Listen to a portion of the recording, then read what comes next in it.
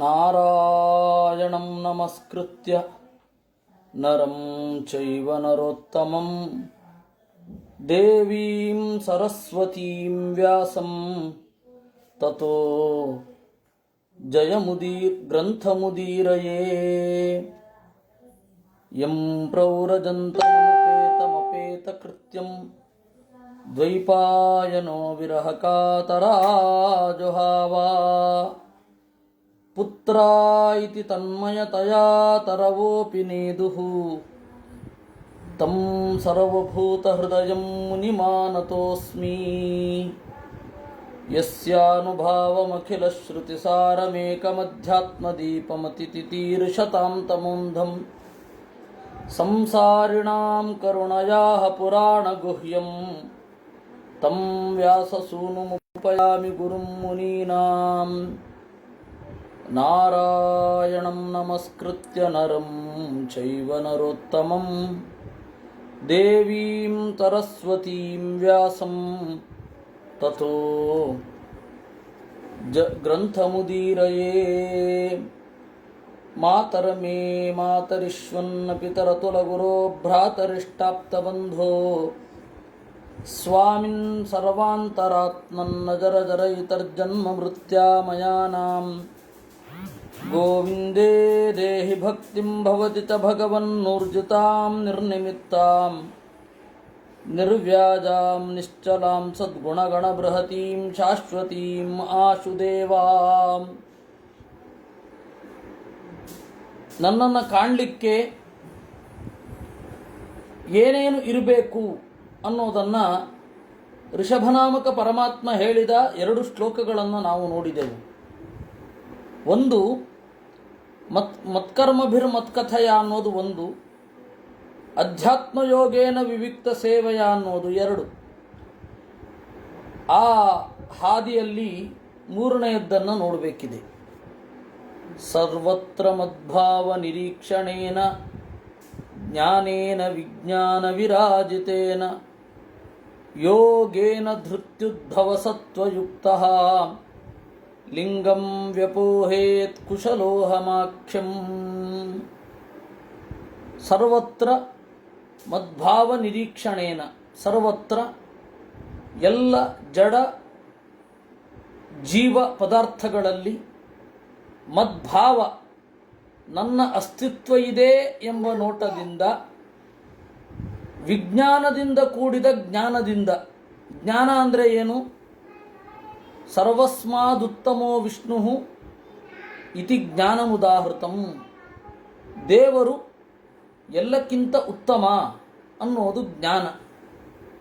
ಪ್ರತಿಜೀವಂ ಏನ ಮುಕ್ತಿ ತದ್ವಿಜ್ಞಾನಂ ವಿದಾಮ್ಮತಂ. ವಿಜ್ಞಾನ ಅಂತ ಹೇಳಿದ್ರೆ ಪ್ರತಿ ಜೀವರಲ್ಲಿ ಬಿಂಬರೂಪನಾಗಿ ನಿಂತಿರುವ ಪರಮಾತ್ಮನ ಜ್ಞಾನವನ್ನು ವಿಜ್ಞಾನ, ವಿಶೇಷ ಜ್ಞಾನ ಅಂತ ಅರ್ಥ. ಇದು ಜ್ಞಾನ ಮತ್ತು ವಿಜ್ಞಾನ ಇವುಗಳಿಂದ ಕೂಡಿಕೊಂಡು ನನ್ನನ್ನು ಪೂಜಿಸಬೇಕು. ಈ ಜ್ಞಾನ ಅಂತ ಹೇಳಿದ್ರೆ ಅದು ಸಾಮಾನ್ಯ, ವಿಜ್ಞಾನ ಅನ್ನುವುದು ವಿಶೇಷ. ಜ್ಞಾನಂ ವಿಷ್ಣೋರುತ್ತಮತ್ವೇ ತದೇವ ಪ್ರತಿಪೂರುಷಂ ವಿಶೇಷೇಣ ತು ವಿಜ್ಞಾನಂ ತಚ್ಚ ಜಾನಾತಿ ಸರ್ವವಿತ್. ದೇವರು ಎಲ್ಲರಿಗಿಂತ ಮಿಗಿಲು ಅಂತನ್ನೋದು ಜ್ಞಾನ. ಪ್ರತಿಪುರುಷನಲ್ಲಿ ದೇವರು ಹೇಗಿದ್ದಾನೆ ಅಂತ ತಿಳಿದುಕೊಳ್ಳೋದು ವಿಜ್ಞಾನ. ಅದನ್ನು ತಿಳಿಯಬೇಕಾದರೆ ಅವನು ಸರ್ವಜ್ಞನೇ ಆಗಿರಬೇಕು. ಪ್ರತಿಯೊಬ್ಬ ಜೀವರ ಬಿಂಬರೂಪನನ್ನು ಕಾಣುವಂತಹ ಯೋಗ್ಯತೆ ಬ್ರಹ್ಮದೇವರಿಗೆ ಮಾತ್ರ ಇರುತ್ತೆ, ಮತ್ತೆ ಇನ್ಯಾರಿಗೂ ಇರೋದಿಲ್ಲ. ಬೇರೆ ಜೀವರಿಗೆ ಆ ಜೀವರ ಬಿಂಬವನ್ನು ನೋಡೋದೇ ದೊಡ್ಡ ಸಾಧನೆ, ಅದೇ ವಿಜ್ಞಾನ. ಬ್ರಹ್ಮದೇವರಿಗಾಗಬೇಕಾದ್ರೆ ಪ್ರತಿಯೊಬ್ಬ ಜೀವರ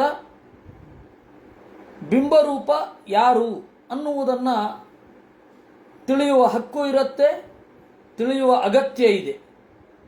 ಕಾರಣ ಏನು ಅಂದರೆ ಅವರು ಮೂರೂ ಥರದ ಜೀವರಿಗೆ ಸಾಧನೆ ಮಾಡಿಸ್ಬೇಕಲ್ವಾ. ಸಾತ್ವಿಕರಿಗೆ, ರಾಜಸರಿಗೆ, ತಾಮಸರಿಗೆ ಅವರು ಸಾಧನೆ ಮಾಡಿಸಬೇಕು.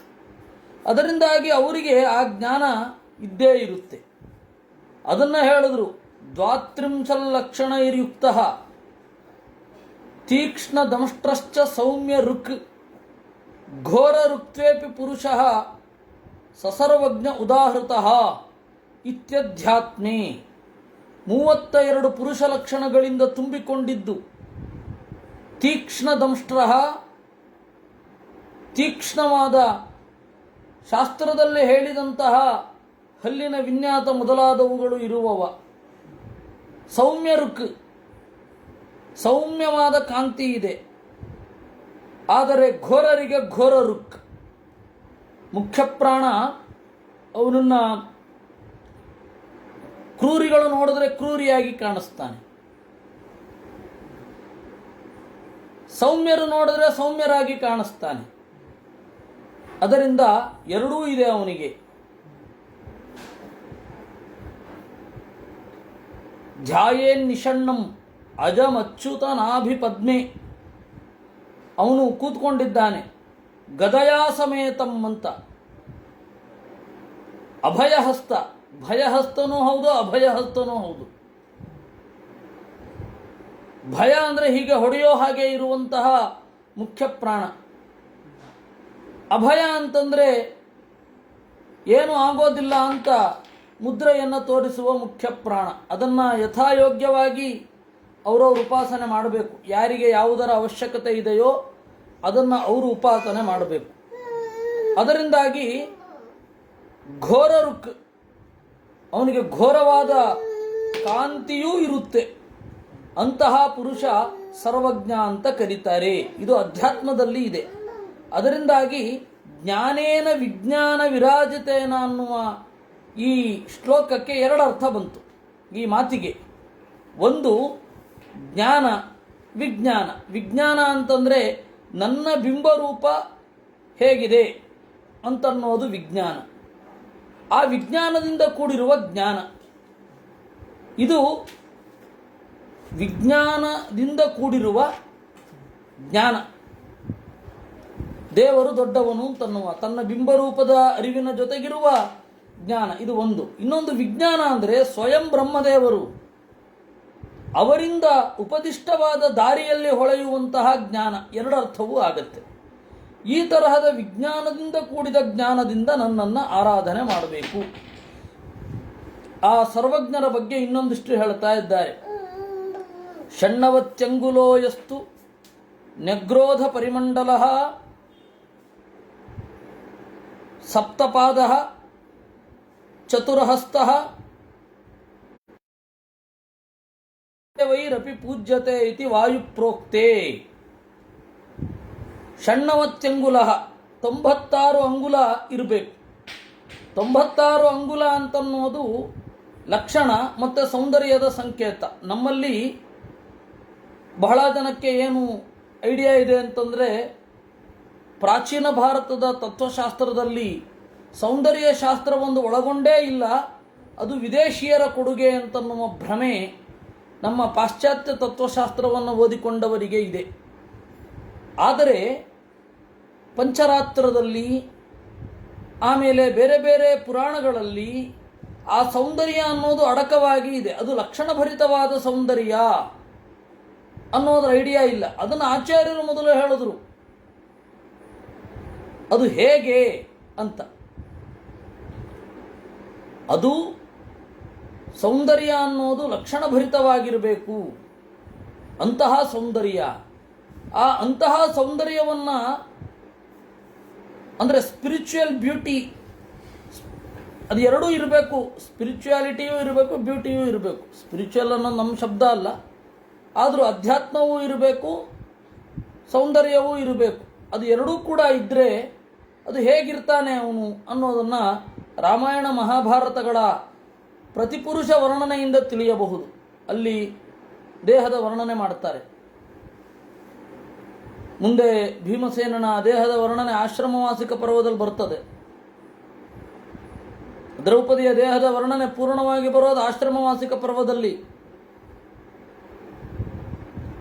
ತುಂಡು ತುಂಡಾಗಿ ಬೇರೆ ಬೇರೆ ಕಡೆ ಬಂದಿರುತ್ತೆ. ಇವಾಗ ಉದಾಹರಣೆಗೆ ಧರ್ಮರಾಜನನ್ನು ಹೇಳಬೇಕಾದ್ರೆ ಉಗ್ರದಂಷ್ಟ್ರಹ ಅಂತ, ಉಗ್ರನಾಸಹ, ಪ್ರಚಂಡ ಘೋಣ ಹೀಗೆಲ್ಲ ಬರುತ್ತೆ. ಪ್ರಚಂಡ ಘೋಣ ಅಂತಂದ್ರೆ ಮೂಗು ಬಹಳ ಎದ್ದು ಕಾಣಿಸ್ತಾ ಇತ್ತು ಅವನಿಗೆ ಅಂತ ಧರ್ಮರಾಜನಿಗೆ. ನಿಮಗೆ ಅದು ಪೂರ್ತಿ ವರ್ಣನೆ ಬರೋದು ಆಶ್ರಮವಾಸಿಕ ಪರ್ವದಲ್ಲಿ. ಭೀಮಸೇನನ ಹಲವಾರು ದೈಹಿಕ ಅಭ್ಯಾಸವನ್ನು ಹೇಳ್ತಾರೆ. ಅದರ ಪೂರ್ತಿ ಚಿಂತನೆ ಬರೋದು ಆಶ್ರಮವಾಸಿಕ ಪರ್ವದಲ್ಲಿ. ಹೀಗಾಗಿ ದ್ರೌಪದಿಯ ವರ್ಣನೆ ಅಲ್ಲಿ ಅಲ್ಲಿ ಬರುತ್ತೆ, ಆದರೆ ಪೂರ್ತಿಯಾಗಿ ಅವಳ ದೇಹ ಪ್ರಮಾಣಬದ್ಧವಾಗಿ ಯಾವ ರೀತಿ ಇದೆ, ಕುಂತಿಯ ದೇಹ ಪ್ರಮಾಣಬದ್ಧವಾಗಿ ಯಾವ ರೀತಿ ಇದೆ ಇತ್ಯಾದಿಗಳೆಲ್ಲ ನಿಮಗೆ ಬರೋದು ಆಶ್ರಮವಾಸಿಕ ಪರ್ವದಲ್ಲಿ. ಕೇಳಿದ್ರೆ ಆಶ್ಚರ್ಯ ಆಗತ್ತೆ, ಆದರೆ ಇರೋದು ಹಾಗೆ.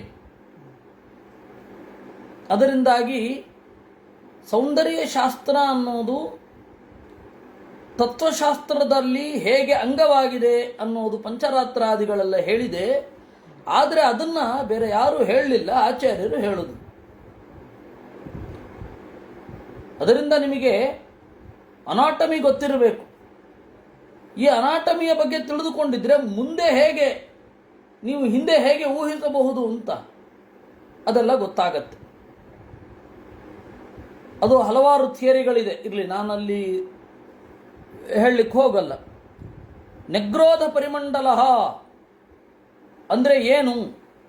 ಷಣ್ಣವತ್ಯಂಗುಲ 96 ಅಂಗುಲ, ಉದ್ದ ಅಗಲಗಳನ್ನು ಸೇರಿಸಿದರೆ 96 ಅಂಗುಲ ಇರಬೇಕು. 96 ಅಂಗುಲ ಅಂದರೆ ಹೇಗೆ? ಇಷ್ಟು ಅಡಿ ಅಂತ ಲೆಕ್ಕ ಮಾಡೋದಲ್ಲ. ಈ ಹೆಬ್ಬೆರಳಿನ ನಡುವೆ ಅಡ್ಡಲಾಗಿ ಒಂದು ಗೆರೆ ಇದೆ. ಆ ಅಡ್ಡದ ಗೆರೆಯ ಉದ್ದವನ್ನು ತೆಗೆದುಕೊಳ್ಳಿ. ಆ ಉದ್ದ 96 ಅಂಗುಲ ಅವನ ದೇಹಕ್ಕೆ ಬರಬೇಕು. ಅವನನ್ನು ಒಳ್ಳೆ ಅಂಗವುಳ್ಳವ ಅಂತನ್ನೋದು. ಸಮಃ ಸಮವಿಭಕ್ತಾಂಗ ಅಂತ ಹೇಳೋದು ಹಾಗೆ. ತಂತ್ರಸಾರ ಸಂಗ್ರಹದಲ್ಲಿ ವಿಷ್ಣುವಿನ ಲಕ್ಷಣವನ್ನು ಮಾತ್ರ ಹೇಳಿದ್ದಾರೆ. ದಶತಾಳ ಅಂತ, ದಶತಾಳ ಮೂರ್ತಿಯನ್ನು ಅಂದರೆ ವಿಷ್ಣುವಿನ ಲಕ್ಷಣವನ್ನು ಮಾತ್ರ ಹೇಳಿದ್ದಾರೆ. ಉಳಿದ ಮೂರ್ತಿಯನ್ನು ಚಿಂತನೆ ಮಾಡಬೇಕಾದ್ರೆ ನೀವು ಶಿಲ್ಪಶಾಸ್ತ್ರದ ಮೊರೆ ಹೋಗಬೇಕು. ಅಷ್ಟತಾಳ ಮೂರ್ತಿಗಳು, ನವತಾಳ ಮೂರ್ತಿಗಳು ಅಂತೆಲ್ಲ ವಿಭಾಗ ಉಂಟು ತಂತ್ರದಲ್ಲಿ. ನೀವು ಆ ಕಡೆಗೆ ಹೋಗಲೇಬೇಕು. ಯಾಕೆ ಹೇಳಿದ್ದು ಅಂತಂದರೆ 32 ಲಕ್ಷಣಗಳು ಅಂತಂದರೆ ಹೇಗೆ? ಅತ್ಯಂತ ಪುಟ್ಟ ಮೂರ್ತಿಯಲ್ಲಿಯೂ 32 ಲಕ್ಷಣ ಇರುತ್ತೆ, ಅತ್ಯಂತ ಹಿರಿದಾದ ಮೂರ್ತಿಯಲ್ಲಿಯೂ 32 ಲಕ್ಷಣ ಇರುತ್ತೆ. ಅದನ್ನು ನಾವು ಹೇಗೆ ಚಿಂತನೆ ಮಾಡಬೇಕು ಅಂತ ಹೇಳಿ ತಂತ್ರಶಾಸ್ತ್ರಕ್ಕೆ ಮೊರೆ ಹೋಗಬೇಕು. ಹೀಗಾಗಿ ಷಣ್ಣವತ್ಯಂಗುಲ, ಆಮೇಲೆ ನೆಗ್ರೋಧ ಪರಿಮಂಡಲ. ನೆಗ್ರೋಧ ಪರಿಮಂಡಲ ಅಂದರೆ ನಮಗೆ ವಟವೃಕ್ಷ ಆಲದಷ್ಟು ದಪ್ಪ ಇರಬೇಕು ಅಂತ ಬಹಳ ಜನ ಅರ್ಥ ಮಾಡಿಕೊಳ್ತಾರೆ. ಅದಕ್ಕೆ ಮಧ್ವಾಚಾರ್ಯರು ಹೇಳಿದ್ರು, ನೆಗ್ರೋಧ ಮಂಡಲೋ ವ್ಯಾಮೋ ಬಾಹು ನೆಗ್ರೋಧ ಉಚ್ಯತೆ ಅಂತ. ತನ್ನ ಎರಡೂ ತೋಳುಗಳನ್ನು ಅಡ್ಡವಾಗಿ ಅಗಲಿಸಿ ಹಿಡಿದಿರೆ ಸಮವಾದ ಒಂದು ವೃತ್ತ ತಯಾರಾಗಬೇಕು. ಅದನ್ನು ನೆಗ್ರೋಧ ಅಂತ ಕರೀತಾರೆ. ಅಂದರೆ ಇವನ ಉದ್ದ ಅಗಲ ಎಷ್ಟಿದೆಯೋ ಅಷ್ಟು ಉದ್ದ ಇರಬೇಕು. ಅಂದರೆ ಕೈಯ ಉದ್ದಳತೆ, ಇಡೀ ತೋಳಿನ ಉದ್ದಳತೆ ದೇಹದ ಉದ್ದಳತೆಯಾಗೆ ತಕ್ಕ ಹಾಗೆ ಇರಬೇಕು ಅಂತ ಅದರ ಅಭಿಪ್ರಾಯ. ಕೈ ಚಿಕ್ಕದು, ಉಳಿದದ್ದು ದೊಡ್ಡದು. ಇವಾಗ ಹೇಗೆ ಅಂತಂದರೆ ನಾವು ಅನೇಕ 6 ಅಡಿ ಎತ್ತರದ ಸುಂದರ ಪುರುಷರು ಅಂತ ಜಗತ್ತಿನಲ್ಲಿ ಖ್ಯಾತರಾದವರನ್ನು ನೋಡುತ್ತೇವೆ. 6 ಅಡಿ ಎತ್ತರ, 6 ಫೀಟ್ ಹೈಟು ಅಥವಾ 6'2", 6'3" ಈ ತರಹ ಇರುವವರನ್ನೆಲ್ಲ ನೋಡುತ್ತೇವೆ. ಅದು ಏಷ್ಯನ್ ಸ್ಟ್ಯಾಂಡರ್ಡ್ ಹೈಟು 5 ಫೀಟ್. ಸಾಮಾನ್ಯ ಸುಂದರ ಅಂತ ಪರಿಗಣಿಸೋದು, ನೋಡಲಿಕ್ಕೆ ಚೆನ್ನಾಗಿ ಕಾಣ್ತಾನೆ ಅಂತ ಹೇಳುವಾಗ ನಾವೇನು ಮಾಡ್ತೇವೆ, 6 ಅಡಿ ಎತ್ತರ ಅಂತ. ಆದರೆ 6 ಅಡಿ ಎತ್ತರ ಹೇಗಿರುತ್ತೆ ಅಂದರೆ ಅದು ಪ್ರಪೋರ್ಷನೇಟ್ ಆಗಿರಲ್ಲ. ಕೆಲವೊಮ್ಮೆ ಸೊಂಟ ಉದ್ದ ಇರುತ್ತೆ, ಸೊಂಟದ ಮೇಲೆ ಸೊಂಟ ಎಷ್ಟುದ್ದ ಇರುತ್ತೋ ಅಷ್ಟಿರಲ್ಲ, ಆ ಪ್ರಪೋರ್ಷನೇಟ್ ಆಗಿರಲ್ಲ. ಸ್ವಲ್ಪ ಶಾಸ್ತ್ರದ ಒಳಗಡೆ ಬಂದವರಿಗೆ ಆ ಶರೀರದ ಕಟ್ಟುವಣದ ಮೇಲೆ, ಆ ಶರೀರದ ಕಟ್ಟೋಣದ ಮೇಲೆ ಅಥವಾ ಆ ಶರೀರದ ಕಟ್ಟಡದ ಮೇಲೆ ಒಂದು ಅಸಂಗತಿ ಕಂಡುಬಿಡುತ್ತೆ. ಯಾಕೆ ಹೇಳ್ತಾ ಇದ್ದೀನಿ ಇದನ್ನು ಅಂತಂದರೆ, ಇದು ಸ್ವಲ್ಪ ಆಳವಾಗಿ ಹೋದರೆ ಶಿಲ್ಪಶಾಸ್ತ್ರಕ್ಕೆ ಸ್ಪರ್ಶ ಆಗತ್ತೆ. ಆದರೆ ನಾನು ಇದನ್ನು ಇಲ್ಲಿ ಹೇಳಲಿಕ್ಕೆ ಹೋಗ್ತಾ ಇಲ್ಲ. ನೆಗ್ರೋಧ ಪರಿಮಂಡಲ ಅಂತಂದರೆ ನಮ್ಮ ಚಿಂತನೆ ಹೇಗೆ, ನಮ್ಮ ಸೌಂದರ್ಯದ ಚಿಂತನೆ ಹೇಗೆ ಅಂತ. ನಮ್ಮ ಸೌಂದರ್ಯದ ಚಿಂತನೆ ಏನಿದೆ ಅದು ಬೇರೆ ಎಲ್ಲ ವೆಸ್ಟರ್ನ್ ಈಸ್ಥೆಟಿಕ್ಗೆ ವಿರುದ್ಧವಾಗಿ ನಿಲ್ಲುವಂಥದ್ದು. ವೆಸ್ಟರ್ನ್ ಈಸ್ಥೆಟಿಕ್ ಏನಿದೆ, ಸೌಂದರ್ಯ ಶಾಸ್ತ್ರ, ಸುಂದರ ಅಂತಂದರೆ ಹೀಗಿರಬೇಕು. ಗ್ರೀಕರ ಈಸ್ಥೆಟಿಕ್ ಇದೆ, ಗ್ರೀಕರ ಸೌಂದರ್ಯ ಶಾಸ್ತ್ರ ಇದೆ. ಮತ್ತು ಸುಂದರ ಅಂತ ಹೇಳಬೇಕಾದ್ರೆ ಅವ್ರದ್ದೊಂದು ಸೌಂದರ್ಯದ ಪರಿಕಲ್ಪನೆ ಇದೆ. ಪಾಶ್ಚಾತ್ಯರದ್ದು ಒಂದು ಸೌಂದರ್ಯದ ಕಲ್ಪನೆ ಇದೆ, ನಮ್ಮ ಸೌಂದರ್ಯದ ಕಲ್ಪನೆ ಇದೆ. ನಮ್ಮ ಸೌಂದರ್ಯದ ಕಲ್ಪನೆಯ ಹಿಂದೆ ಲಕ್ಷಣ ಇರಬೇಕು. ಆ ಲಕ್ಷಣ ಅಂತನ್ನೋದು ಗುಣವನ್ನು ಹೇಳುವಂಥದ್ದಾಗಿರಬೇಕು. ಜ್ಞಾನ, ಆನಂದ, ಆರೋಗ್ಯ, ಮಾರ್ಧವ, ಸೌಶೀಲ್ಯ, ಈ ಗುಣಗಳನ್ನು ಹೇಳುವಂಥದ್ದಾಗಿರಬೇಕು ಅಂತ. ಈ ದೇಹದ ಚಿಂತನೆಯ ಹಿಂದೆ ಗುಣಗಳೇ ಇರೋದು. ನಾನದನ್ನು ನಿಮಗೆ ಹೇಳಲಿಕ್ಕೆ ಬಹಳ ಟೈಮ್ ತಗೊಳ್ಬೇಕಾಗತ್ತೆ. ಆದರೆ ಈಗ ನಾನು ಅದನ್ನು ದಾಟಿ ಮುಂದೆ ಹೋಗುತ್ತೇನೆ. ಆದರೆ ಬಹಳ ಟೈಮ್ ತಗೊಳ್ಬೇಕಾಗತ್ತೆ. ನೋಡಿ, ದೇವರು ಪದ್ಮನಾಭ ರೂಪ ಅಂತ ಚಿಂತನೆ ಮಾಡ್ತೇವೆ. ಪದ್ಮನಾಭ ಅಂದ್ರೇನು? ಅವನ ಹೊಕ್ಕೊಳ್ಳೊಳಗಡೆ ತಾವರೆ ಇದೆ ಅಂತ ಚಿಂತನೆ. ಆ ತಾವರೆ ಏನನ್ನು ಸಂಕೇತಿಸುತ್ತೆ? ಹೊಕ್ಕೊಳ್ಳೊಳಗಡೆ ತಾವರೆ ಇಟ್ಕೊಂಡು ದೇವರಾಗಿ ಕೂತ್ಕೋಬೇಕು, ಅಥವಾ ಆ ರೂಪ ನಮಗೆ ಯಾಕೆ ತೋರಿಸ್ಬೇಕು? ದೇವರು ಹೆಣ್ಣಿನ ಸಹಾಯ ಇಲ್ಲದೆಯೂ ಸೃಷ್ಟಿಸಬಲ್ಲ, ಲಕ್ಷ್ಮಿಯ ಸಹಾಯ ಇಲ್ಲದೆಯೂ ಸೃಷ್ಟಿಸಬಲ್ಲ ಅಂತನ್ನುವ ಗುಣ ನಿಮಗೆ ಕಲ್ಪನೆಗೆ ಬರಬೇಕು. ಅದು ಮುಖ್ಯ.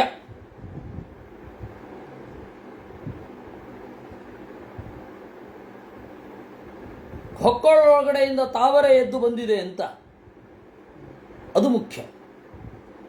ಹೀಗಾಗಿ ಯಾವುದೇ ಒಂದು ರೂಪ,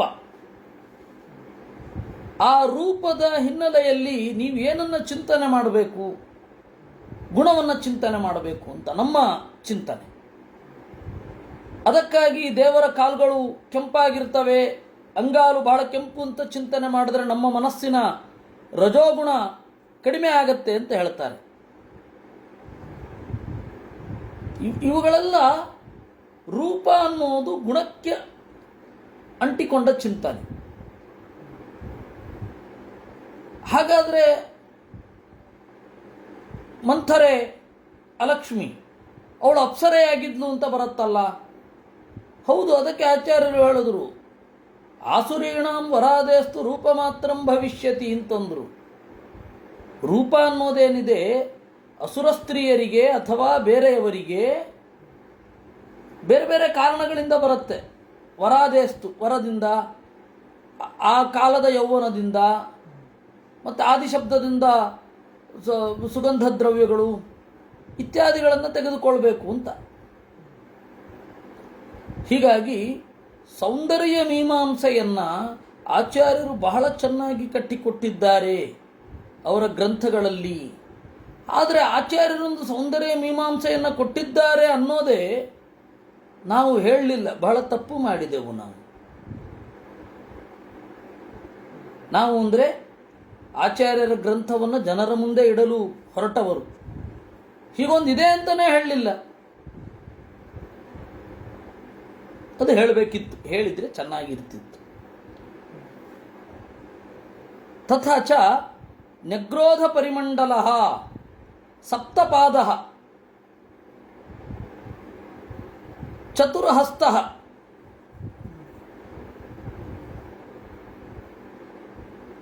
ಸಮೋಚ್ಛ್ರಯ ಪರಿಣಾಹೋ ನೆಗ್ರೋಧ ಪರಿಮಂಡಲ ಅಂತ ಹೇಳಿ ಮತ್ಸ್ಯ ಪುರಾಣದಲ್ಲಿ ಇದೆ.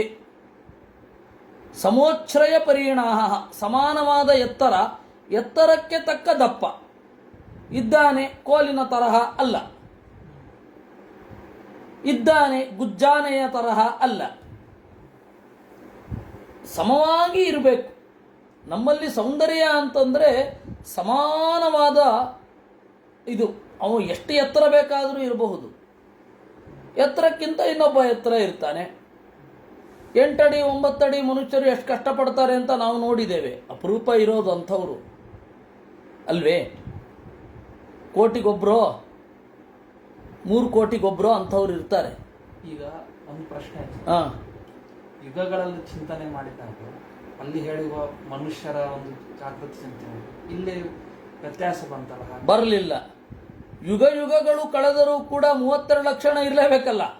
ಅಲ್ಲ, ಲಕ್ಷಣ ಇರ್ಬೇಕಾಚಾರ್ಯ. ನೀವು ಏನಂದ್ರೆ ಎತ್ತರ ಎತ್ತರ ಮತ್ತು ಕೈಯಷ್ಟು ಅಲ್ಲಲ್ಲ, ಅದು ಎಲ್ಲಿದ್ರು ಅಷ್ಟೇ. ಅವನು 5 ಅಡಿ ಇದ್ರೂ ಕೂಡ 6 ಅಡಿ ಇದ್ರೂ ಕೂಡ ಅದೇ ಪ್ರಪೋರ್ಷನೇಟ್ ಆಗಿ ಇರಬೇಕು. ಕೃಷ್ಣ ಆ ಯುಗಕ್ಕೆ ಅನುಗುಣವಾಗಿ 6, 2 ಇದ್ನೇನೋ, ಬೇಡ 6 ಅಡಿ ಇದ್ದ ಅಂತ ಇಟ್ಕೋ. ಆದರೆ 32 ಲಕ್ಷಣಗಳಿತ್ತು, ಪ್ರಪೋರ್ಷನೇಟ್ ಆಗಿ ಇತ್ತು ಅವನ ಅವಯವ. ಯಾಕೆಂದರೆ ಮುಚಕುಂದ ರಾಜ ನೋಡಿದಾಗ ಕೃಷ್ಣನನ್ನು ನೋಡಿ, ಓಹ್ ಹಾಗಾದ್ರೆ ಯುಗ ಬದಲಾಗಿದೆ, ಏಕೆಂದರೆ ನಿನ್ನ ಗಾತ್ರ ಬದಲಾಗಿದೆ ಅಂತ ಹೇಳ್ತಾನೆ. ಅದರಿಂದಾಗಿ ಕೃಷ್ಣ ಆ ಕಾಲದ ನಾರ್ಮಲ್ ಹೈಟಲ್ಲಿದ್ದ, ಭೀಮಸೇನ ಆ ಕಾಲದ ನಾರ್ಮಲ್ ಹೈಟಲ್ಲೇ ಇದ್ದದ್ದು. ಈ ಎಲ್ಲ ಹಿನ್ನೆಲೆಯಿಂದಾಗಿ ಅದಕ್ಕೆ ಮತ್ಸ್ಯಪುರಾಣದಲ್ಲಿ ಹೇಳುವಂಥದ್ದು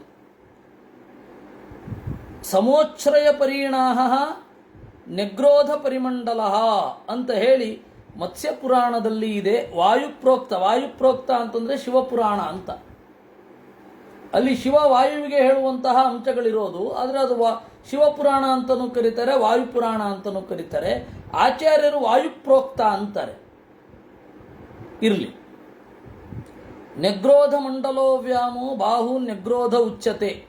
ವ್ಯಾಮ ಅಂತ ಹೇಳಿದ್ರೆ ಎರಡೂ ಕೈಗಳನ್ನು ಅಗಲಿಸಿ ನಿಂತಾಗ ಎಷ್ಟು ಉದ್ದ ಇರುತ್ತೋ ಅದನ್ನು ವ್ಯಾಮ ಅಂತ ಕರೀತಾರೆ. ಈ ತರಹದ ಸಮಾನವಾದ ಇರತಕ್ಕಂಥದ್ದು. ಇನ್ನು ಹೆಣ್ಣು ಮಕ್ಕಳಿಗೆ ನೆಗ್ರೋಧ ಪರಿಮಂಡಲತ್ವ ಏನು ಅನ್ನೋದನ್ನು ಶಿಲ್ಪಶಾಸ್ತ್ರದಲ್ಲಿ ಹೇಳಿದ್ದಾರೆ. ನಾವು ಸೀತೆಯ ವಿಗ್ರಹವನ್ನೆಲ್ಲ ನೋಡಬಹುದು.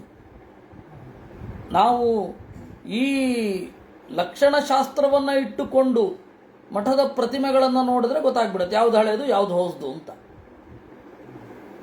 ಅದಕ್ಕೆ ದೇವರ ದಯದಿಂದ ಯಾರೂ ಕೂಡ ಕಲ್ತಿಲ್ಲ. ಎಲ್ಲರೂ ಅಜ್ಞಾನದಲ್ಲಿ ಸುಖವಾಗಿ ಇದ್ದಾರೆ. ಇರಲಿ, ದೇವರ ಸಂಕಲ್ಪ ಹಾಗಿದ್ದರೆ ಹಾಗಿರಲಿ, ನಾವೇನು ಮಾಡ್ಲಿಕ್ಕೆ ಬರಲ್ಲ. ಸ್ತನೌ ಸುಕಟಿನೌ ಯಸ್ಯ ನಿತಂಬೇತ ವಿಚಾಲತ ಮಧ್ಯೆ ಕ್ಷೀಣ ಭವೇದ್ಯಾಸ ನಿಗ್ರೋಧ ಪರಿಮಂಡಲ ಅಂತ ಹೇಳಿ ಶಿಲ್ಪಶಾಸ್ತ್ರದಲ್ಲಿ.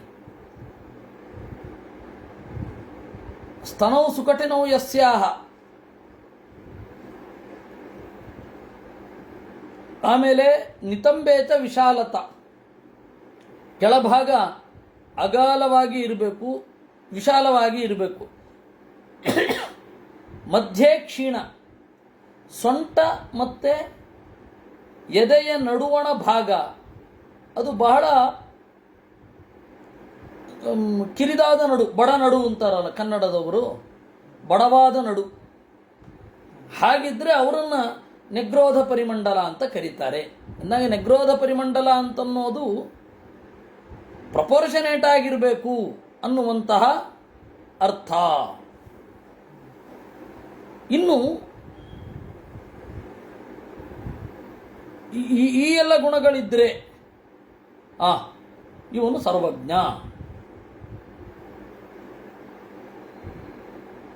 ಈ ಲಕ್ಷಣಗಳು ಪೂರ್ತಿಯಾಗಿ ಇರತಕ್ಕಂಥದ್ದು ಬ್ರಹ್ಮದೇವರಲ್ಲಿ, ಮುಖ್ಯ ಪ್ರಾಣನಲ್ಲಿ, ಅದಾದ ಮೇಲೆ ಭಾರತಿಯಲ್ಲಿ, ಸರಸ್ವತಿಯಲ್ಲಿ, ಆಮೇಲೆ ಕ್ರಮೇಣ ಕ್ಷೀಣ ಆಗ್ತಾ ಬರುತ್ತೆ. ಲಕ್ಷ್ಮೀದೇವಿಯಲ್ಲಿ ನಿತ್ಯ ಮುಕ್ತಳು, ಈ ಎಲ್ಲ ಲಕ್ಷಣಗಳಿದೆ. ದೇವರು ಸ್ವತಂತ್ರ, ಈ ಎಲ್ಲ ಲಕ್ಷಣಗಳಿದೆ. ಇಷ್ಟು ವಿಚಾರಗಳನ್ನು ನಾವು ತಿಳಿದುಕೊಂಡು ಇವರು ಗುರುಗಳು ಅಂದರೆ ಯಾರು? ಆಚಾರ್ಯರು. ಬ್ರಹ್ಮದೇವರು, ಉಳಿದವರೆಲ್ಲ ಉಪಾಧ್ಯಾಯರು. ಯಾಕೆಂದ್ರೆ ಇಲ್ಲಿರೋದನ್ನ ತಲುಪಿಸುವವರು ಅಷ್ಟೇ.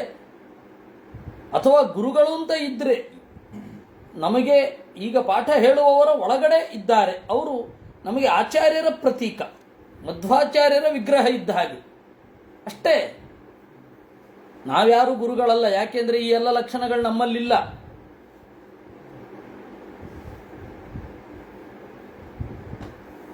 ಹೀಗಾಗಿ ಅವನನ್ನ ಸರ್ವಜ್ಞ ಅಂತ ತಿಳಿಯೋದು. ಈಗ ಬನ್ನಿ ಒಮ್ಮೆ ಶ್ಲೋಕ ಓದ್ಬಿಡೋಣ. ಸರ್ವತ್ರ ಮದ್ಭಾವ ನಿರೀಕ್ಷಣೇನ ಜ್ಞಾನೇನ ವಿಜ್ಞಾನ ವಿರಾಜಿತೇನ ಯೋಗೇನ ಧೃತ್ಯುದ್ಭವ ಸತ್ವಯುಕ್ತಃ ಲಿಂಗಂ ವ್ಯಪೋಹೇತ್ ಕುಶಲೋಹಮಾಖ್ಯಂ ಅಂತ ಅದನ್ನ ನಿರೂಪಣ ಮಾಡ್ತಾರೆ. ಸರ್ವತ್ರ ಜೀವ ಜಡಗಳಲ್ಲಿ ಮದ್ಭಾವ ನನ್ನ ಅಸ್ತಿತ್ವವನ್ನು ನೋಡ್ತಾ ವಿಜ್ಞಾನ ವಿರಾಜಿತೇನ ಬಿಂಬರೂಪದ ಬಗೆಗಿನ ಜ್ಞಾನದಿಂದ ಕೂಡಿರುವ, ಬಿಂಬರೂಪದ ವಿಜ್ಞಾನದಿಂದ ಕೂಡಿರುವ ಜ್ಞಾನದಿಂದ ಕೂಡಿದ ಧ್ಯಾನದಿಂದ ಧೃತಿ ಉದ್ಭವ ಸತ್ವಯುಕ್ತನಾಗಿ, ಧೃತಿ ಅಂತ ಹೇಳಿದ್ರೆ ಕಷ್ಟಗಳನ್ನು ಎದುರಿಸುವ ಅದಟು, ಉದ್ಭವ ಹೇಳಿದರೆ ಅವತಾರದಲ್ಲಿ ಅವನು ಮಾಡಬೇಕಾದ ಭಗವತ್ ಕಾರ್ಯ ಅಥವಾ ಹುಟ್ಟಿದಾಗ ಅವನು ಮಾಡಬೇಕಾದ ಭಗವತ್ ಕಾರ್ಯ, ಸತ್ವ ಜ್ಞಾನ, ಇವುಗಳಿಂದ ಕೂಡಿಕೊಂಡು ಕುಶಲಃ ಜಾಣನಾದವನೊಬ್ಬ, ಅಹಮಾಖ್ಯಂ ಲಿಂಗಂ ನಾನು ದೇಹ ಅಂತ ಹೇಳಿ ನಮಗೆ ಅರಿವನ್ನು ನೀಡುವ, ನಾನು ದೇಹ ಅಂತನ್ನುವ ಭ್ರಮೆಯನ್ನು ನಮ್ಮಲ್ಲಿ ಗಟ್ಟಿಯಾಗಿ ತುಂಬಿರುವ ಲಿಂಗಂ ಲಿಂಗ ಶರೀರವನ್ನು ವ್ಯಪೋಹೇತ್ ಕಳೆದುಕೊಳ್ಳಬೇಕು. ಇದು ಋಷಭನಾಮಕ ಪರಮಾತ್ಮನ ಉಪದೇಶ. ಇಷ್ಟನ್ನು ನಾವಿವತ್ತು ನೋಡಬಹುದು. ಅಲ್ಲಿಂದ ಮುಂದೆ ಹೋಗೋಣ. ಅನೇನ ಯೋಗೇನ ಯಥೋಪದೇಶಂ ಕರ್ಮಾಶಯಂ ಹೃದಯ ಗ್ರಂಥಿಬಂಧಂ ಅವಿದ್ಯಯಾ ಸಾಧಿತಮಪ್ರಮತ್ತಃ ಅನೇನ ಯೋಗೇನ ಯಥೋಪದೇಶಂ ಸಮ್ಯಗ್ವ್ಯಪೋಹ್ಯ ಉಪರಮೇತ ಯೋಗಾತ್. ಅನೇನ ಯೋಗೇನ, ಈ ಉಪಾಯದಿಂದ, ಈ ಧ್ಯಾನ ಯೋಗದಿಂದ, ಈ ತರಹದ ಪ್ರಯತ್ನದಿಂದ, ಯೋಗ ಅಂದರೆ ಪ್ರಯತ್ನ ಅಂತ ಕೂಡ, ಹೀಗೆ ಪ್ರಯತ್ನ ಮಾಡ್ತಾ ಶಾಸ್ತ್ರ ಹೇಳಿದಂತೆ ಸಮ್ಯಕ್ ವ್ಯಪೋಹ್ಯ ಉಳಿದದ್ದನ್ನು, ಮನಸ್ಸಿನ ಮೇಲೆ ಮುಸುಗುವ ಭ್ರಮೆಗಳನ್ನು ವ್ಯಪೋಹ್ಯ ಆಚರಿಸಿ ಯೋಗಪೂರ್ವಕವಾಗಿ ಉಪರಮೇತ ನಮ್ಮ ಒಳಗಡೆ ನಾವು ಇಳಿಯಬೇಕು.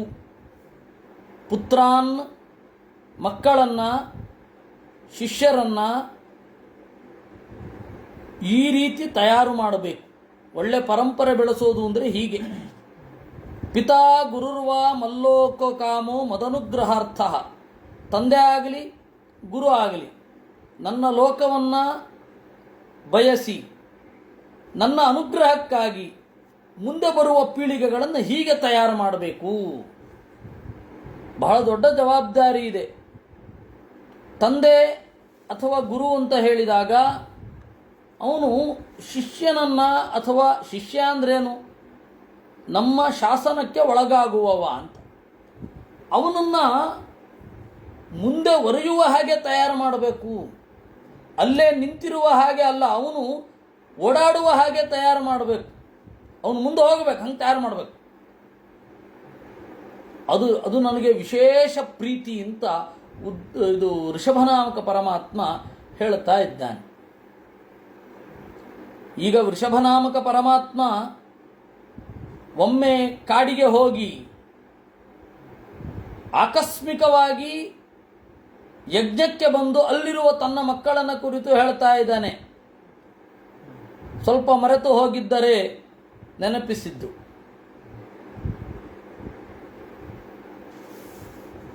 ಈ ರೀತಿ ಹೇಳ್ತಾ ಇದ್ದಾನೆ. ಅದರಿಂದಾಗಿ ಅವನು ನೀವು ಕೂಡ ನಿಮ್ಮ ಮುಂದಿನ ಪೀಳಿಗೆಯನ್ನು ಹಾಗೆ ಬೆಳೆಸಿ. ನಿಮ್ಮ ಹತ್ತಿರ ಯಾರಾದರೂ ಪಾಠ ಕಲೀಲಿಕ್ಕೆ ಅಂತ ಬಂದರೆ ಅವರನ್ನು ಮುಂದುವರಿಯುವಂತೆ ಮಾಡಿರಿ, ಹಿಂದುಳಿಯುವ ಹಾಗೆ ಮಾಡಬೇಡಿ. ಪ್ರಯತ್ನ ಪಡಬೇಕು ಅವರು ಆ ರೀತಿ ಮಾಡಿ. ಇತ್ತಂ ವಿಮನ್ಯು ಅನುಶಿಷ್ಯಾತ್ ಅತಜ್ಞಾನ್ ನ ಯೋಜಯೇತ್ ಕರ್ಮಸು ಕರ್ಮ ಮೂಢಾನ್ ಕಂ ಯೋಜಯನ್ ಮನುಜೋರ್ಥಂ ಲಭೇತ ನಿಪಾತಯನ್ನಷ್ಟದೃಶಂ ಹಿಗರ್ತೆ.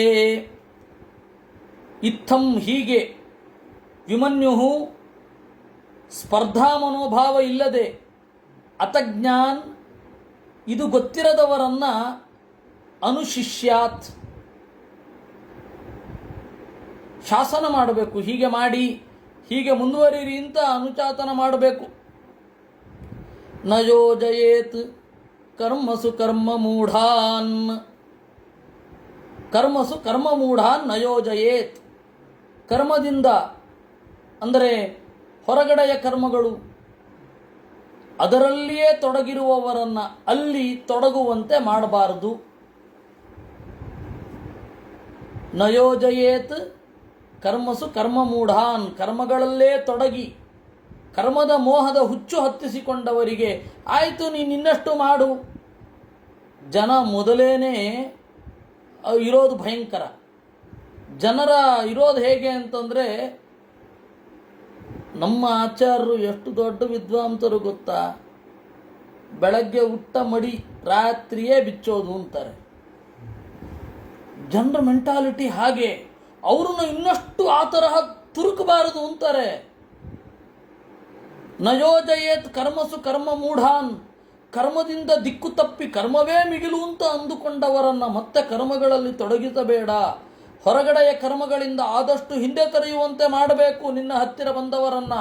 ಮತ್ತೆ ಕರ್ಮದ ಉದ್ದೇಶ ಜ್ಞಾನಕ್ಕಾಗಿ, ಆ ಜ್ಞಾನದಲ್ಲಿ ಧ್ಯಾನದಲ್ಲಿ ತೊಡಗುವ ಹಾಗೆ ಮಾಡಬೇಕು ಅಂತಾರೆ.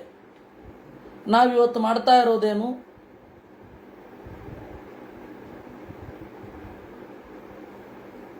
ನಾವಿವತ್ತು ಮಾಡ್ತಾ ಇರೋದು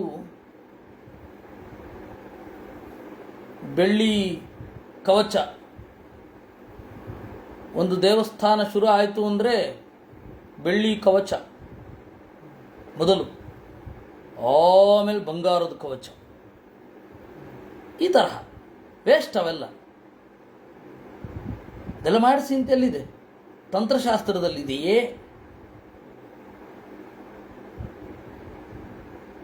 ಪುರಾಣಾದಿಗಳಲ್ಲಿದೆಯೇ? ಇಲ್ಲ. ಅದರಿಂದಾಗಿ ಅದು ಡೆಡ್ಲಿ ವೇಸ್ಟ್. ಅದು ಯಾವುದಕ್ಕೂ ಪ್ರಯೋಜನ ಇಲ್ಲ. ಸರಿ, ಅದಕ್ಕೊಂದಿಷ್ಟು ಏನೇನೋ ಹತ್ಕೊಂಡು ಬಿಟ್ಟಿದೆ. ನೀವು ನಮ್ಮ ಕರ್ಮಗಳನ್ನು ಡಿಕೋಡ್ ಮಾಡಿ ನೋಡಿದಾಗ ಹೀಗೆ 90% ಮಾಡಬೇಕಾದ್ದು ಮಾಡ್ತಾ ಇಲ್ಲ, ಮಾಡಬಾರದನ್ನು ಮಾಡ್ತಾ ಇದ್ದೀವಿ. ಅದು ಹಾಗಾಗಬಾರದು. ದೇವರು ಇನ್ನಾದರೂ ನಮ್ಮನ್ನು ಒಳ್ಳೆಯ ದಾರಿಯಲ್ಲಿ ಒಯ್ಯಲಿ. ಕಂ ಯೋಜಯನ್ ಮನುಜೋರ್ಥಂ ಲಭೇತ ನಿಪಾತಯನ್ನಷ್ಟದೃಶಂ ಹಿಗರ್ತೆ. ಅದನ್ನು ಹೇಳ್ತಾರೆ. ಮನುಜಃ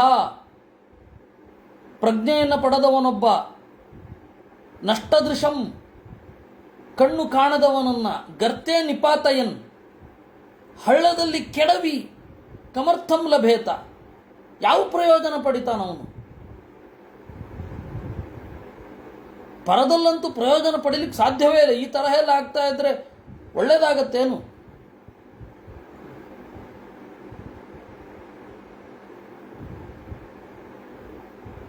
ನೀವು ಬೆಳ್ಳಿ ಕವಚವನ್ನು ಮಾಡಿಸಿ ದೇವರ ಅನುಗ್ರಹಕ್ಕೆ ಪಾತ್ರರಾಗುವುದು ಅಂತ ಹಾಕೋದೇ ತಪ್ಪು.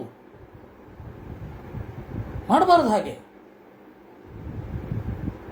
ವಿಶ್ವಪ್ರಿಯ ತೀರ್ಥರು, ವೃಂದಾವನಾಚಾರ್ಯರು ಅಂತ ಕರೀತಾರೆ, 2 ವರ್ಷ ಇಡೀ ಯಾವ ಅಲಂಕಾರವನ್ನು ಮಾಡಲಿಲ್ಲ ಕೃಷ್ಣನಿಗೆ. ಅವರು ಲಂಗೋಟಿಯಲ್ಲೇ ಇದ್ದರು.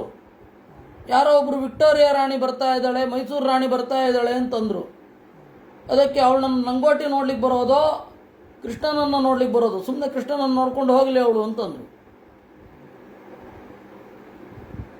ಲಂಗೋಟಿ ಹಾಕೋಬೇಕು ಅಂತ ಅಭಿಪ್ರಾಯ ಅಲ್ಲ, ಲಂಗೋಟಿ ಮಾತ್ರ ಹಾಕೋಬೇಕು ಅಂತನೂ ಅಭಿಪ್ರಾಯ ಅಲ್ಲ, ವೇಸ್ಟ್ ಅವೆಲ್ಲ ಅಂತ. ಅದರಿಂದ ಮೊದಲೇ ಕಣ್ಣು ಕಳೆದುಕೊಂಡವನನ್ನ ಹಳ್ಳದಲ್ಲಿ ಬೀಳಿಸುವುದು ಯಾವ ಪ್ರಯೋಜನವನ್ನೂ ಕೊಡೋದಿಲ್ಲ.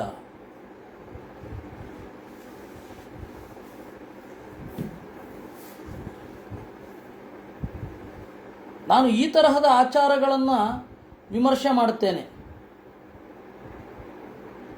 ಬಹಳ ಜನರು ಇವನು ಆಚಾರದಲ್ಲಿ ಶ್ರದ್ಧೆ ಇಲ್ಲ ಅಂತ ಅಂದುಕೊಂಡಿದ್ದಾರೆ. ಅಲ್ಲ, ಅವ್ರು ಹಾಗೆ ಅಂದ್ಕೊಂಡಿದ್ರೆ ಅಂದ್ಕೊಳ್ಳಿ. ಈ ತರಹದ ಆಚಾರಗಳಲ್ಲಿ ನನಗೆ ವಿಶ್ವಾಸ ಇಲ್ಲ. ಯಾಕೆಂದ್ರೆ ಭಾಗವತ ಹಾಗೆ ಹೇಳಲ್ಲ. ಬೆಳ್ಳಿ ರಥ, ಬಂಗಾರದ ರಥ ಇತ್ಯಾದಿಗಳನ್ನು ಹೇಳಲ್ಲ. ಮರದ ರಥದಲ್ಲಿ ನೀವು ದೇವರ ರಥೋತ್ಸವ ಮಾಡಿದ್ರೆ ಏನೂ ತೊಂದರೆ ಆಗಲ್ಲ.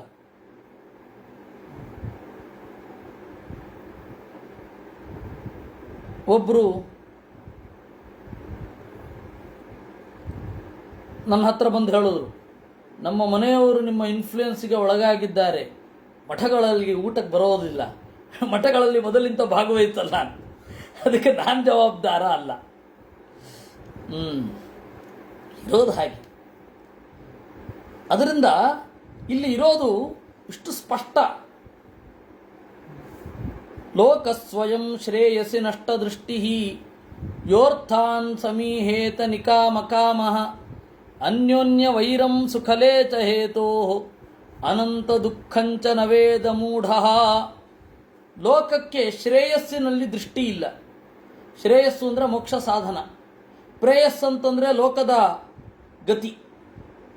ನಾವಿಲ್ಲಿ ನಿನ್ನ ಶ್ರೇಯೋಭಿಲಾಷಿಯಾಗಿ ಹೇಳ್ತಾ ಇದ್ದೇನೆ ಅಂತ ಒಂದು ಮಾತು ಹೇಳ್ತೇವೆ, ಅಲ್ಲ ಹಿತೈಷಿಯಾಗಿ ಹೇಳ್ತಾ ಇದ್ದೇನೆ ಸರಿಯೇನೋ, ಪ್ರೇಯೋಭಿಲಾಷಿ ಅಂತ ಅನ್ಬೇಕು. ಶ್ರೇಯಸ್ಸಿನಲ್ಲಿ ಆ ಕಣ್ಣನ್ನು ಕಳ್ಕೊಂಡಿರ್ತಾರೆ ಅವರು. ಅವರ ನಡೆಗಳೆಲ್ಲ ಕಾಮದ ಕಡೆಗೆ ಇರ್ತದೆ, ಜ್ಞಾನದ ಕಡೆಗಲ್ಲ. ಅನ್ಯೋನ್ಯ ವೈರಂ ಸುಖಲೇ ಚ ಹೀತೋ ಅನಂತ ದುಃಖಂಚನ ವೇದ ಮೂಢ. ಯಾವುದೋ ಒಂದು ಸುಖಕ್ಕಾಗಿ ಅನಂತ ದುಃಖವನ್ನು ತಂದುಕೊಳ್ಳುವಂತಹ ವ್ಯಾಪಾರ ಅವ್ರದ್ದಾಗಿರ್ತದೆ. ಕಸ್ತಂ ಸ್ವಯಂ ತದಭಿಜ್ಞೋ ವಿಪಶ್ಚಿತ್ ಅವಿದ್ಯಾಯಾಮಂತರೇ ವರ್ತಮಾನಂ ದೃಷ್ಟ್ವಾ ಪುನಸ್ತಂ ಸುಗೃಣಕ್ಕು ಬುದ್ಧಿಂ ಪ್ರಯೋಜಯೇದುತ್ಪಥಗಂ ಯಥಾಂಧಂ. ಕಸ್ತಂ ಸ್ವಯಂ ತದಭಿಜ್ಞ. ಹೀಗೆ ಜ್ಞಾನದ ಮಾರ್ಗ, ಜ್ಞಾನವೇ ಗುರಿ, ಜ್ಞಾನವೇ ಕೇಂದ್ರ ಅಂತ ಯಾರು ತಿಳಿದಿರ್ತಾನೆ ಅವನು ಅವಿದ್ಯಾಯಾಮ್ ಅಂತರೇ ವರ್ತಮಾನಂ. ಅರಿವುಗೇಡಿತನದ ಬಲೆಯಲ್ಲಿ ಬಿದ್ದು ಒದ್ದಾಡ್ತಾ ಇರುವವನನ್ನ ನೋಡಿ ಸಘೃಣ ದಯೆಯಿಂದ ಕೂಡಿ ಅವರಿಗೆ ಬುದ್ಧಿವಾದ ಹೇಳಬೇಕು. ವಿನಃ ಆಯ್ತು ಆಯ್ತು ನಿಮ್ಮ ಪಾಡಿಗೆ ನೀವು ಮಾಡ್ಕೊಂಡಿರಿ ಅಂತ ಹೇಳಿ ತೊಡಗಿಸುವುದಲ್ಲ.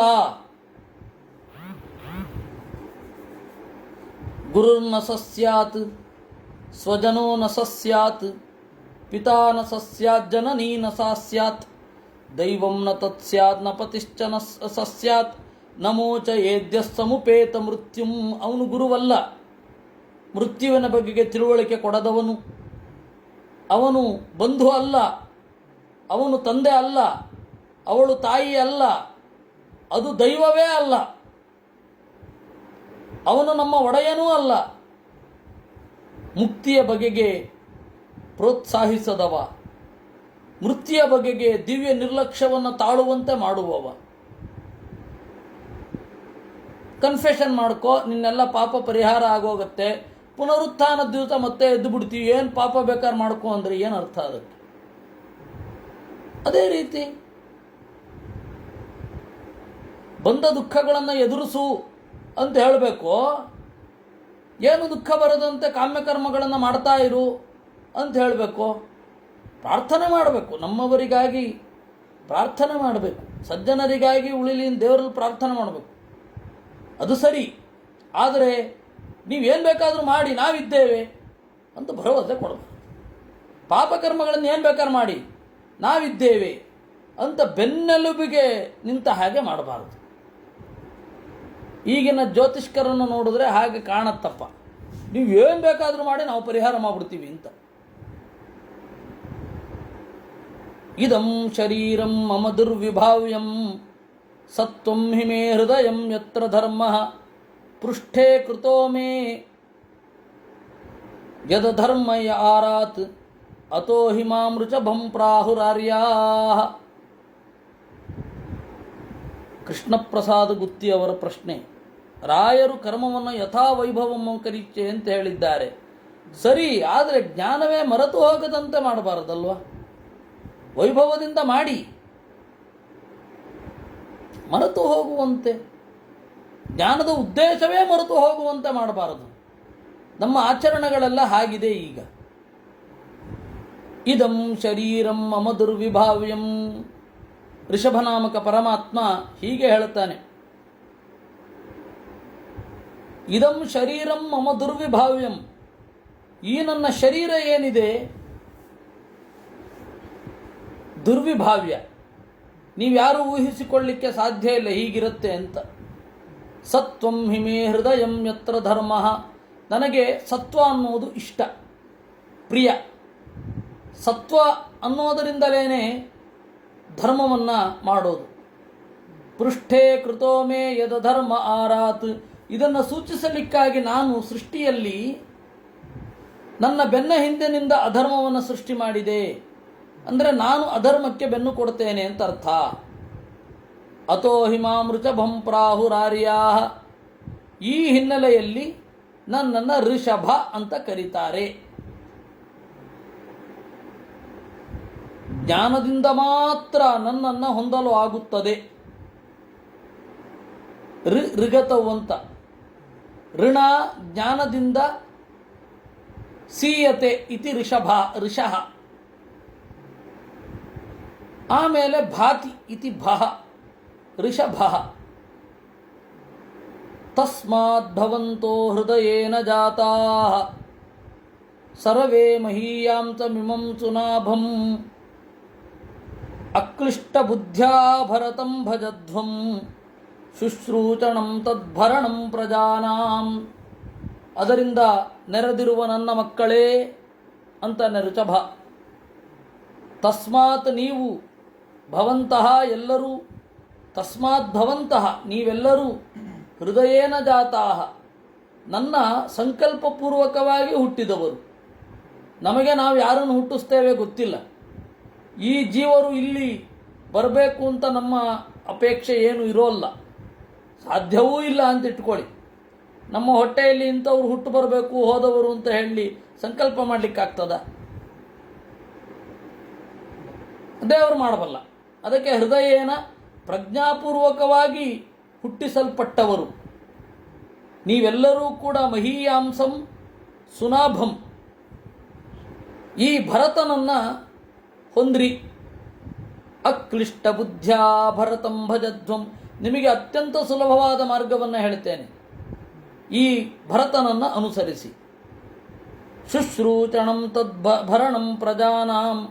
ನೀವು ಶುಶ್ರೂಷೆ ಮಾಡುವುದೇ, ನೀವು ಪ್ರಜೆಗಳನ್ನು ಸಾಕುವುದೇ, ಪ್ರಜೆಗಳನ್ನು ಪಾಲಿಸುವುದೇ ಮೇ ಶುಶ್ರೂಷಣಂ, ನನ್ನ ಸೇವೆ ಮಾಡಿ. ಅದನ್ನು ಸುನಾಭಂ ಏನು ಹಾಗಂದ್ರೆ, ಆಚಾರ್ಯರು ಹೇಳಿದ್ರು, ನಾಭಿಹಿ ಇತ್ಯಥನಾಮ ಸ್ಯಾತ್ ಹರೇಃ ಸರ್ವಾಶ್ರಯೋ ಯತಃ. ದೇವರಿಗೆ ನಾಭಿ ಅಂತ ಹೆಸರು. ಯಾಕೆಂದರೆ ಎಲ್ಲರಿಗೂ ಆಶ್ರಯ ಆದ್ದರಿಂದಾಗಿ ನಾಭಿ.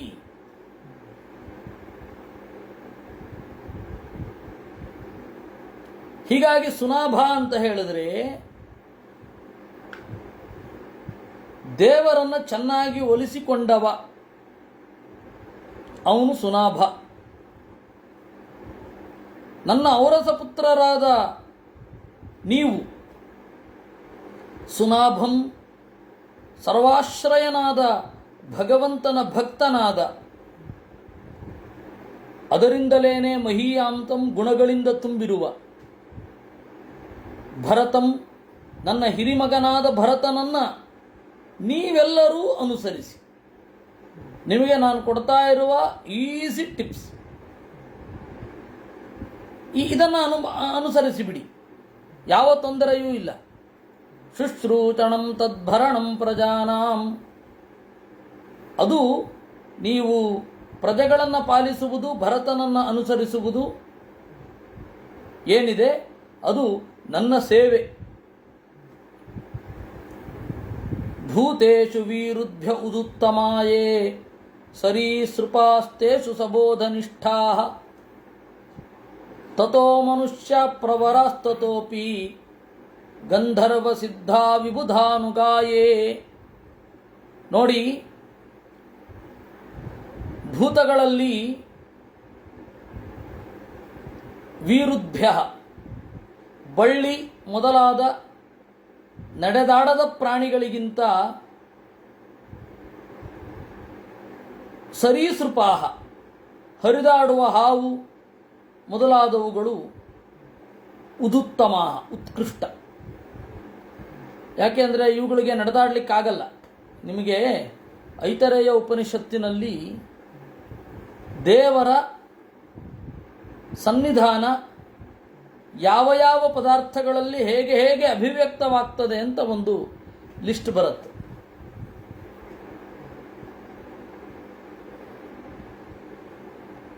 ಅದರಲ್ಲಿ ಕಲ್ಲು, ಮಣ್ಣು ಇತ್ಯಾದಿಗಳಿಗಿಂತ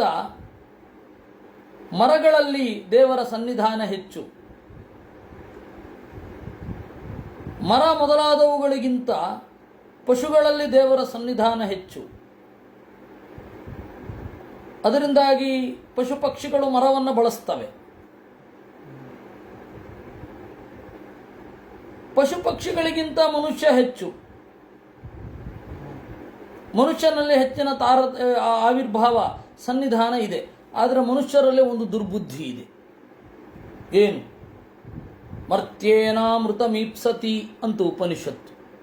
ಸಾಯುವ ಪದಾರ್ಥಗಳಿಂದ ಸಾಯದಂತೆ ಬದುಕಲು ಬಯಸ್ತಾನೆ. ಇದು ದೊಡ್ಡ ಸಮಸ್ಯೆ ಅಂತ.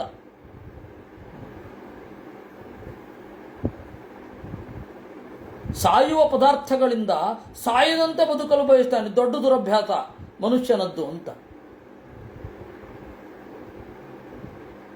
ಹಾಗೆ ಇದು ಇಲ್ಲಿ ಅದನ್ನು ಬಳಸಿಕೊಂಡು ಒಂದು ಸ್ವಲ್ಪ ಹೈರಾರ್ಕಿಯನ್ನು ಹೇಳ್ತಾರೆ, ತಾರತಮ್ಯವನ್ನು ಹೇಳ್ತಾರೆ. ನೋಡಿ, ಇಲ್ಲಿ ಇರೋದನ್ನು ನಾವು ನೋಡೋಣ. ಭೂತೇಷು ವೀರುಭ್ಯ, ಪಂಚಭೂತಗಳಲ್ಲಿ ವೀರುಭ್ಯ ಗಿಡಮರಗಳಿಗಿಂತ ಸರೀಸೃಪಾಹ ಉದುತ್ತಮಾಹ, ಹರಿದಾಡುವ ಪ್ರಾಣಿ ಮೊದಲಾದವುಗಳು ಉತ್ತಮ. ತೇಷು ಸಬೋಧನಿಷ್ಠಾಹ, ಆ ನಡೆದಾಡುವ ಹರಿದಾಡುವ ಪ್ರಾಣಿಗಳಲ್ಲಿ ಬೋಧನಿಷ್ಠಾಹ, ಪ್ರಜ್ಞೆಯಲ್ಲಿ ಕೂಡಿರುವ ಮನುಷ್ಯರು ಉತ್ತಮ. ಅಥವಾ ಬೋಧ, ಗಿಳಿ ಮೊದಲಾದವುಗಳು ಉತ್ತಮ. ಯಾಕೆಂದರೆ ಪ್ರಜ್ಞೆ ಇರುತ್ತೆ. ಮಂಗ, ತಂತ್ರ, ಪ್ರತಿತಂತ್ರ ಇವುಗಳದೆಲ್ಲ ಪ್ರಜ್ಞೆ ಇರುತ್ತೆ. ಅವುಗಳಿಗಿಂತ ಮನುಷ್ಯರು ಮಿಗಿಲು. ಯಾಕೆಂದರೆ ಅವುಗಳನ್ನು ಆಟ ಆಡಿಸ್ತಾರೆ. ತತೋಪಿ ಪ್ರವರಾಸ್ತತೋಪಿ ಗಂಧರ್ವ ಸಿದ್ಧಾ ವಿಬುಧಾನುಗಾಯೇ, ಮನುಷ್ಯರಿಗಿಂತ ಗಂಧರ್ವರು, ಸಿದ್ಧರು, ದೇವತೆಗಳ ದಾಸರು ಯಾರಿದ್ದಾರೆ ಅವರು. ದೇವಾಸುರೇಭ್ಯೋ ಮಘವಾನ್ ಪ್ರಧಾನಃ ದಕ್ಷಾದಯೋ ಬ್ರಹ್ಮಸುತಾಶ್ಚ ತೇತಾಂ. ದೇವಾಸುರೇಭ್ಯ ಮಘವಾನ್ ಪ್ರಧಾನಃ, ದೇವತೆಗಳಲ್ಲಿ ಅಸುರರಲ್ಲಿ ಮಿಗಿಲಾದವ ಇಂದ್ರ ಪದವಿಯನ್ನು ಏರುವವ. ಹಾಗೆಯೇ ದೇವತೆಗಳಿಗೂ ಅಸುರರಿಗೂ ಕಾರಣರಾದ ದಕ್ಷಾದಿಗಳು, ಬ್ರಹ್ಮನ ಮಕ್ಕಳು ಅವರೆಲ್ಲ. ಭವ ಪರಸ್ಸೋಥ ವಿರಿಂಚ ವೀರ್ಯ, ಆಮೇಲೆ ಮುಕ್ಕಣ್ಣ ಸದಾಶಿವ ಮಿಗಿಲು. ಸೋಥ ವಿರಿಂಚ ವೀರ್ಯ, ಅವನೋ ಬ್ರಹ್ಮನಿಂದ ಬಲವನ್ನು ಬಳುವಳಿಯಾಗಿ ಪಡೆದು ಜಗತ್ತಿನ ಮೇಲೆ ಬಳಸುವವ. ಸಮತ್ಪರೋಹಂ ದ್ವಿಜದೇವ ಅವನು ನನ್ನ ಭಕ್ತ. ಬ್ರಹ್ಮದೇವರಿಗೆ ಒಂದು ವಿಶೇಷಣವನ್ನು ಕೊಡ್ತಾ ಇದ್ದಾರೆ, ದ್ವಿಜದೇವ ಅಂತ. ಇದಕ್ಕೆ ಹಲವಾರು ಅರ್ಥ ಉಂಟು. ಆಚಾರ್ಯರು ದ್ವಿಜದೇವ ಅನ್ನೋದಕ್ಕೆ ಹೇಗೆ ಅರ್ಥ ಮಾಡಬೇಕು ಅದರ ಸಮಾಸವನ್ನು ಮಾತ್ರ ತೋರಿಸಿಬಿಟ್ಬಿಟ್ರು. ದ್ವಿಜದೇವಾನಾಂ ದೇವ ಇಷ್ಟೇ ಆಚಾರ್ಯರ ಭಾಷ್ಯ.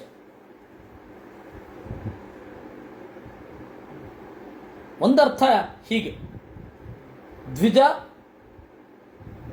ಬ್ರಾಹ್ಮಣಾಭಿಮಾನಿ ದೇವತೆ, ಅಗ್ನಿ ಮೊದಲಾದವರು ಅವರು ದೇವತೆ. ಅಗ್ನಿ ಬೃಹಸ್ಪತಿ ಅವರೆಲ್ಲ ಬ್ರಾಹ್ಮಣ ವರ್ಣಾಭಿಮಾನಿ ದೇವತೆಗಳು, ಅವರು ಒಡೆಯ. ಇದು ಒಂದರ್ಥ. ಇನ್ನು ಬ್ರಹ್ಮದೇವರಿಗೆ ಇನ್ನೊಂದು ದ್ವಿಜದೇವ, ದ್ವಿಜರೂ ದೇವತೆಗಳು ಯಾರಿದ್ದಾರೆ ಅವರು ದೇವ, ಬ್ರಾಹ್ಮಣರು ಮತ್ತೆ ದೇವತೆಗಳು ಅವರು ದೇವತೆ ಅಂತ. ಏಕೆಂದರೆ ಅವರೆಲ್ಲರಿಗೂ ಜ್ಞಾನಪ್ರದಾನ ಆಗೋದೇ ಇವನಿಂದ.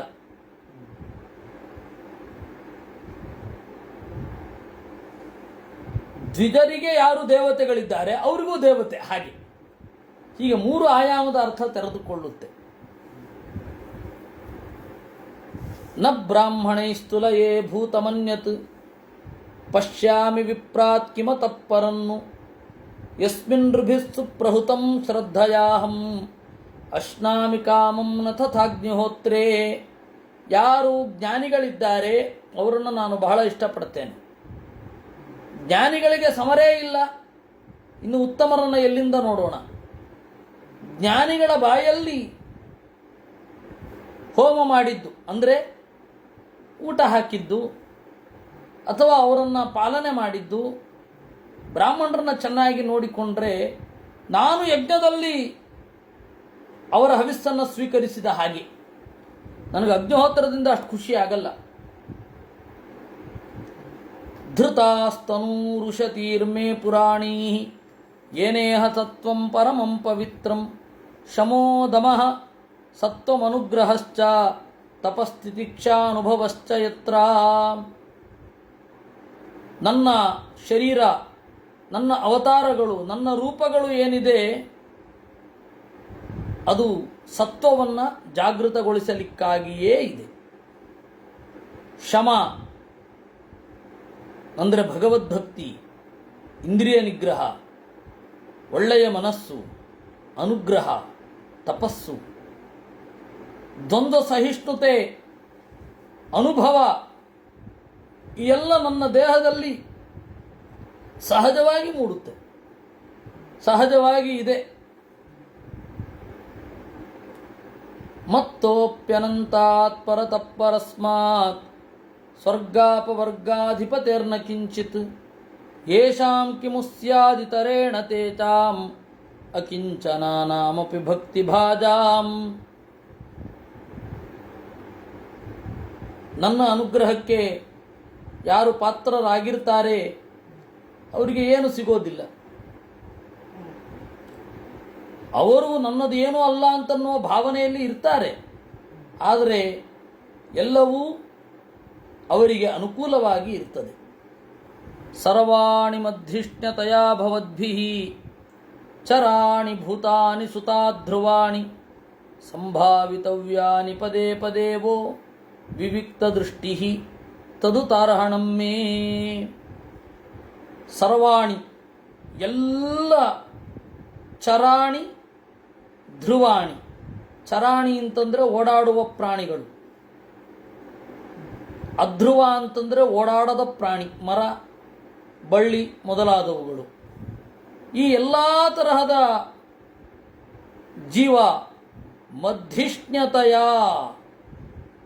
ನನ್ನ ಮನೆ ಅಂತ ನೀವು ಅಂದುಕೊಳ್ಬೇಕು. ಸುತಾಹ ಮಕ್ಕಳೇ, ನನ್ನ ಮನೆ ಅಂತ ಅಂದುಕೊಂಡು ಸಂಭಾವಿತವ್ಯಾನಿ ಚೆನ್ನಾಗಿ ಗೌರವಿಸಬೇಕು. ಹೇಗೆ? ವಿವಿಕ್ತ ದೃಷ್ಟಿ. ದೇವರು ಈ ದೇಹವೆಂಬ ಮಂಟಪದಲ್ಲಿ ಇದ್ದಾನೆ ಅನ್ನುವ ಚಿಂತನೆ ಇದ್ದರೆ ಆಯಿತು. ಅದನ್ನು ವಿವಿಕ್ತ ದೃಷ್ಟಿ ಅಂತ ಕರೆಯೋದು. ಜೀವಾನಾಂ ಮಧ್ಯಷ್ಣ್ಯತೆಯ ಪರಮೇಶ್ವರಸ್ಯ ಭೇದ ದೃಷ್ಟಿ. ಜೀವ ಬೇರೆ ದೇವರು ಬೇರೆ ಅಂತನ್ನುವ ವಿವಿಕ್ತ ಭೇದಪೂರ್ವಕವಾದ ಪ್ರಜ್ಞೆ. ವಿವೇಕ ಅಂತಂದ್ರೆ ಭೇದಜ್ಞಾನ ಅಂತ ಅರ್ಥ. ವಿವಿಕ್ತ ಅಂದರೆ ಅದರ ತಪ್ರತ್ಯಯ. ಹಾಗೆ ನೋಡಬೇಕು. ಉಪಪಾದಯೇತ್ ಪರಾತ್ಮಾನಂ ಜೀವೇಭ್ಯೋ ಯ ಪದೇ ಪದೇ ಭೇದೇನೈವ ನವೈ ತಸ್ಮಾತ್ ಪ್ರಿಯೋ ವಿಷ್ಣುವಸ್ತು ಕಶ್ಚನ ಅಂತ ಪಾದ್ಮದ ಒಂದು ಉಲ್ಲೇಖವನ್ನು ಆಚಾರ್ಯರು ಕೊಡ್ತಾರೆ. ಪರಮಾತ್ಮ ಎಲ್ಲ ಜೀವರಿಂದ ಭಿನ್ನನಾಗಿ ಜೀವರಲ್ಲಿ ಸನ್ನಿಹಿತನಾಗಿದ್ದಾನೆ ಅಂತ ಯಾರು ನೋಡ್ತಾರೆ ಅವ್ರನ್ನ ಕಂಡ್ರೆ ದೇವರಿಗೆ ಬಹಳ ಪ್ರೀತಿಯಂತೆ. ಯೋ ಹರೇಶ್ಚೈವ ಜೀವಾನಾಂ ಭೇದವಕ್ತ ಹರೇಃ ಪ್ರಿಯ ಇತಿ ಚ. ಅದರಿಂದ ಇದು ನನಗೆ ಅತ್ಯಂತ ಪ್ರಿಯವಾದದ್ದು. ಮನೋವಚೋದೃಕ್ ಕರಣೈರ್ಹಿತಸ್ಯ ಸಾಕ್ಷಾತ್ಕೃತಂ ಮೇ ಪರಮಾರ್ಹಣಂ ತತ್ ವಿನಾ ಪುಮಾನ್ಯೇನ ಮಹಾವಿಮೋಹ ಕೃತಾಂತಪಾಚಾನ್ ನ ವಿಮೋಕ್ತು ಮೀಚ. ಮನಸ್ಸಿನಿಂದ, ಮಾತಿನಿಂದ, ದೇಹದಿಂದ ತನ್ನ ಪೂಜೆಯನ್ನ ಮಾಡದಿದ್ದರೆ ಮೋಹ ಆವರಿಸುತ್ತೆ. ಆ ಮೋಹ ಅನ್ನೋದು ವಿಪರೀತ ಜ್ಞಾನವಾಗಿ ಪರಿವರ್ತನೆಯಾಗಿ ಮಹಾಮೋಹಕ್ಕೆ ತಿರುಗಿಬಿಡತ್ತೆ.